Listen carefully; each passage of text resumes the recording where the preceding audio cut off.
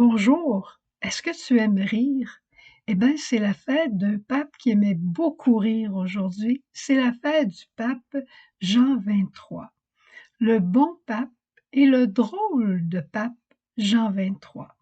Je vais te raconter une couple de petites fioretti qu'il aurait dites et après, je vais regarder quelque chose de plus sérieux, puis après, on finira avec une fioretti ou deux s'il nous reste du temps. Un jour, il visitait un enfant dans un hôpital, puis il dit au petit bonhomme, il dit, qu'est-ce que tu veux faire quand tu vas être grand? Oh, moi, j'aimerais être police ou pape. Le pape lui dit, tu serais aussi bien d'être police, parce que police, il faut choisir du bon monde.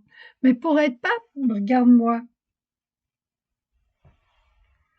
Une autre, c'est qu'il dit, je me réveille souvent la nuit, puis je pense à tous les problèmes du monde entier.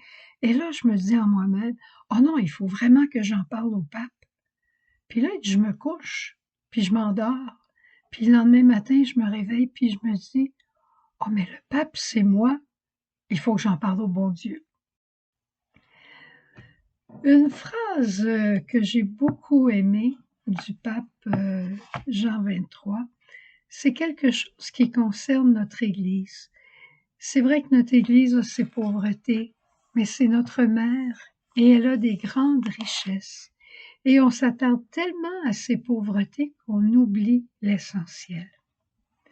Et Jean XXIII disait, l'Église ne promet pas un bonheur simplement terrestre, donc elle donne un bonheur terrestre, mais elle distribue les biens de la grâce céleste qui sont une sauvegarde et une aide si solide pour rendre la vie plus humaine.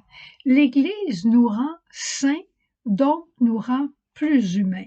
Et l'Église est là pour qu'on soit plus humain et qu'on témoigne de la sainteté de Dieu.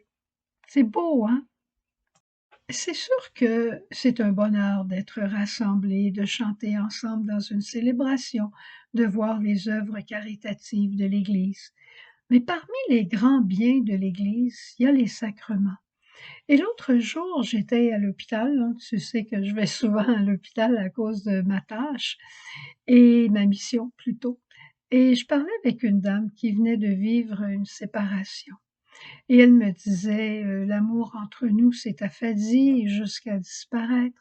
Puis de toute façon, mon mari reconnaissait jamais ses torts. Et là, je me disais, je lui ai pas dit à elle directement, mais je me disais, s'ils avaient pratiqué leur foi, ils avaient été des fervents au sacrement, tout pauvres qu'ils étaient, peut-être qu'ils seraient encore ensemble. Quand l'amour entre deux personnes ou dans un groupe s'affadit, l'Eucharistie, c'est l'amour, même le cœur amoureux de Dieu. Quand on le reçoit régulièrement, le niveau d'amour augmente en nous. Ça arrive qu'on n'est pas capable de reconnaître notre tort parce que c'est l'autre qui nous exaspère.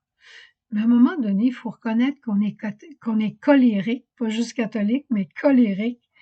Eh bien, à ce moment-là, quand on va au sacrement du pardon, on est obligé de se reconnaître pécheur. On est obligé de faire un examen de conscience, d'avoir un peu d'introspection.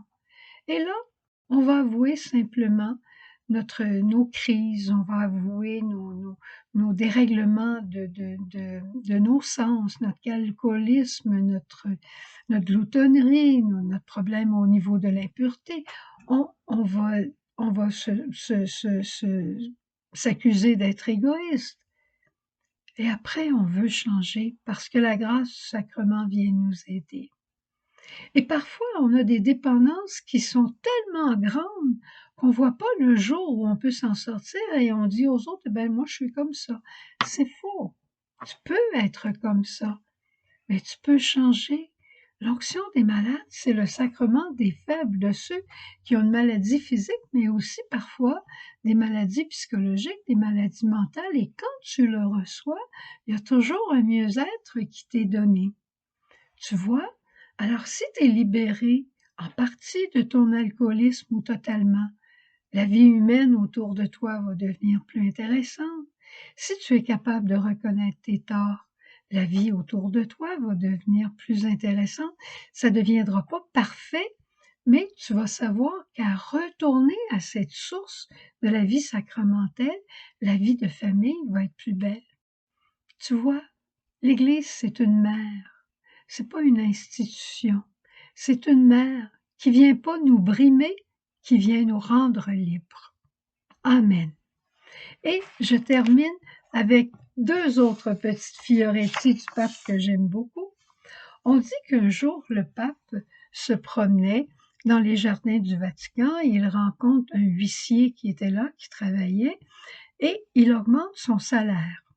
C'était une coutume du pape parce qu'il trouvait que les gens n'étaient pas assez payés. Et voilà qu'un cardinal vient le voir, puis il se plaint et dit, ce huissier à qui vous avez augmenté le salaire, s'est rendu qu'il gagne la même chose que moi, un cardinal. Eh bien, le pape lui répond tout simplement, savez-vous, mon ami, que cet homme a 10 enfants? J'espère que c'est pas votre cas à vous. Je l'aime, celle-là. Puis, une dernière qui concerne les religieuses. Un jour, il va visiter à l'hôpital du Saint-Esprit un ami qui était là.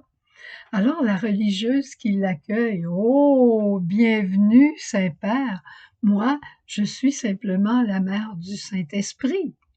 Le pape, il dit, oh, mais quelle chance vous avez, ma mère. Moi, je ne suis que le serviteur des serviteurs de Dieu. Elle, elle était la mère supérieure du Saint-Esprit, puis lui, il était le serviteur de Dieu. Alors, voilà, c'était notre message d'aujourd'hui en cette fête de Jean 23. Et continue de transmettre la bonté du pape Jean 23 et son sens de l'humour. Et en terminant, je veux vraiment faire une prière. Seigneur, ce sens de l'humour, ça dédramatise beaucoup. Donne-nous-le, s'il te plaît, comme un cadeau qui nous viendra directement de Jean 23 pour qu'aujourd'hui même, on puisse l'avoir et le partager aux autres. Au revoir, bonne journée, à demain. Jésus, ma vie.